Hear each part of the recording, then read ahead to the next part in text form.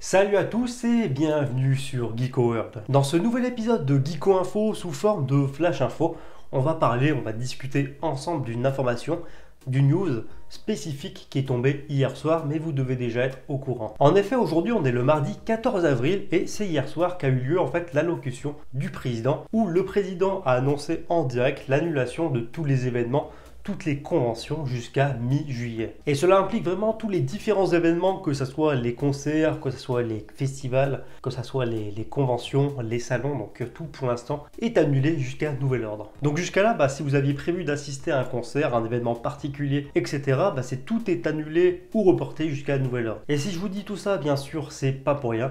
Chaque année, Japan Expo, c'est vraiment le lieu de rassemblement de milliers de fans à travers toute la France pour célébrer l'animation et le manga. Et ce qui est fort avec l'événement Japan Expo, c'est que en quelques années, c'est un événement qui a su se marquer, qui a su carrément s'imposer à des milliers de fans comme étant un événement majeur, une sorte de date un petit peu incontournable. Comme je vous le disais, c'est l'occasion pour plusieurs fans, donc plusieurs milliers de fans, de célébrer l'animation, le manga, mais également de rencontrer des fans, d'autres fans, des auteurs, d'autres artistes, et parfois même d'avoir la chance tout simplement d'obtenir une dédicace de la part d'un auteur qu'on affectionne particulièrement. Mais l'événement étant prévu cette année du 2 juillet 2020 au 5 juillet 2020, la question se pose totalement, elle est totalement légitime. Est-ce qu'on va vers une annulation totale de l'événement? Est-ce qu'on va plutôt vers un report de l'événement à une date ultérieure? Et c'est tout simplement ce qu'on va voir aujourd'hui dans cette vidéo. Mais du coup, je vous donne rendez-vous après le générique pour en parler plus en détail.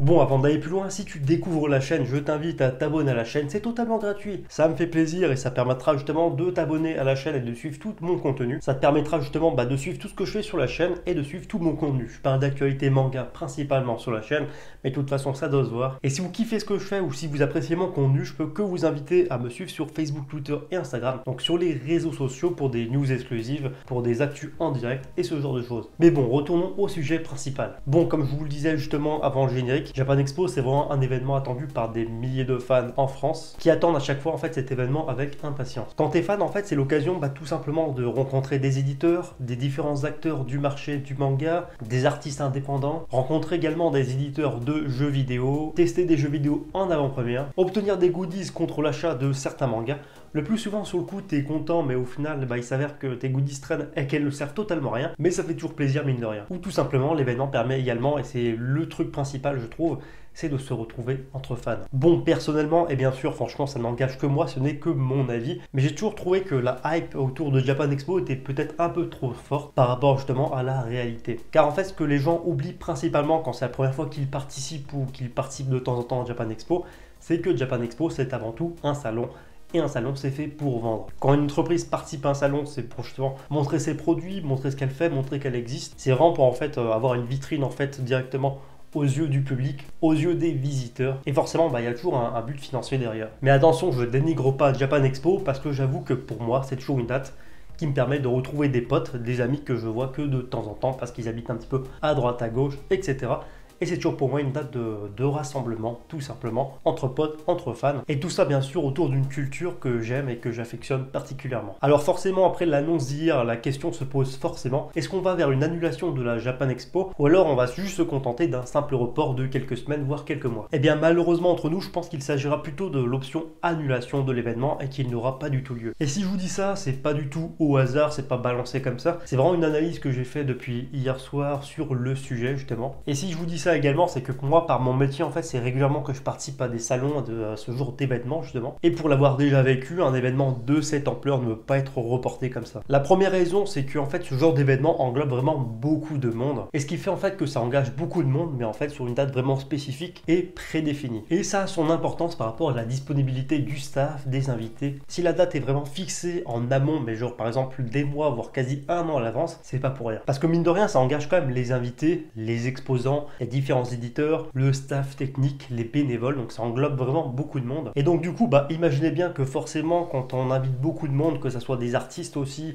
des mangaka, des dessinateurs, des chanteurs, des mecs qui ont bossé sur des projets, forcément au niveau timing, quand on a une date prédéfinie bien un an quasi à l'avance, c'est difficile justement de décaler ça de quelques semaines parce que tu risques de perdre tous tes invités. Et donc forcément déjà cette question de timing est très compliquée. On peut également choisir parmi les arguments qui permettent d'avancer que l'événement sera annulé, c'est tout simplement la date de la convention qui bien sûr n'a pas été choisie au hasard. Parce que la période estivale elle est tout de même très pratique. Déjà premièrement pour le temps, souvent il fait bon. En plus de ça, c'est une période où prendre des vacances est déjà beaucoup plus simple. Poser des jours pour la plupart des gens, c'est toujours beaucoup plus simple à cette période. Et ça ajoute à ça que des milliers d'élèves ou alors d'étudiants sont souvent en vacances à cette période, ou en tout cas sont beaucoup plus libres à cette période. Et ce qui fait tout simplement au final qu'il y a beaucoup de monde disponible tout de suite sur une période vraiment prédéfinie, et ces différentes personnes ne seront pas forcément autant disponibles dans 3 mois ou dans 6 mois par exemple. Le troisième point également, c'est qu'il s'agit d'un événement d'une ampleur assez phénoménale. Et donc qui dit gros événement dit en fait grosse préparation en amont,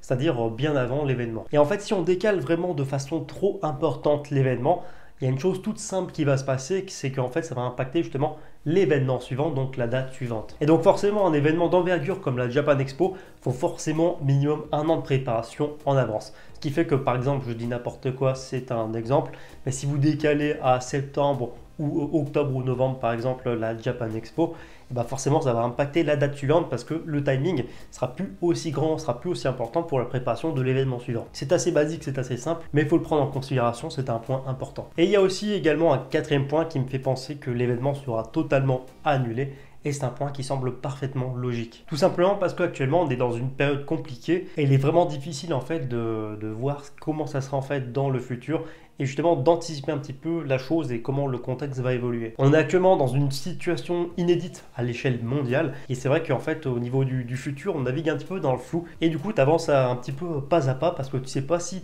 par malheur tu vas pas te foutre les pieds dans un truc. Là pour Japan Expo, pour le contexte c'est un petit peu pareil, on sait pas du tout comment les choses vont évoluer, mais il faut bien comprendre une chose, c'est que Japan Expo en 2019 c'est plus de 250 000 personnes qui se sont pointées à l'événement et qui ont participé. Et sincèrement entre nous, ok ça n'engage que moi, mais je pense pas qu'on puisse à nouveau faire de gros rassemblements de plus de 200 000 personnes dans un espace aussi confiné, aussi réduit. Je sais pas si vous êtes déjà allé à Japan Expo, mais franchement, il y a des moments où tu es comme ça et tu marches dans la foule tout simplement, tu es collé à des milliers de mecs. Et pour moi, ça me paraît tout simplement impossible, voire carrément improbable, en plus ayant de la famille qui travaille dans le médical, de s'imaginer que des rassemblements aussi importants vont être permis dans les quelques mois à venir. Ça prendra beaucoup plus de temps et je pense qu'il faudra être patient parce que ça sera beaucoup plus complexe que ça. Voilà donc pour ma petite analyse par rapport à ce sujet assez spécifique.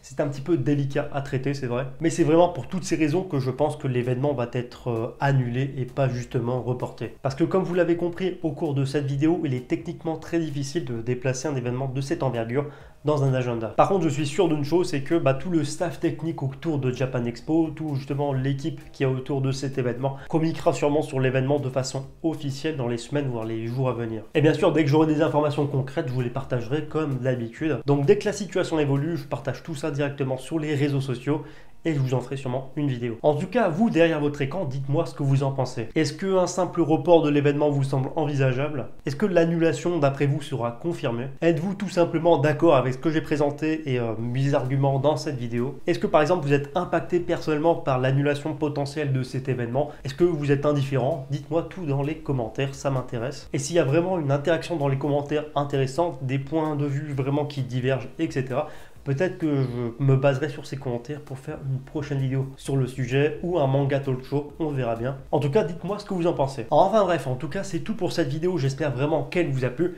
Bon, c'est pas vraiment une news à proprement parler, sachant qu'il n'y a encore rien d'officiel. Mais voilà, je préférais vous avancer mes arguments, ma petite analyse par rapport à la potentielle annulation de l'événement. J'espère en tout cas que la vidéo vous a été utile ou que vous avez passé un bon moment. J'espère que la vidéo a été divertissante. En tout cas, si la vidéo vous a plu, je ne peux que vous inviter à lâcher les pouces bleus. Plus il y aura de pouces bleus, plus ça montrera à quel point vous avez aimé cette vidéo. Et ça permettra également de la référencer sur YouTube, donc je vous remercie d'avance. Si ce n'est pas encore fait, je vous invite à vous abonner à la chaîne. C'est totalement gratuit, ça me fait plaisir.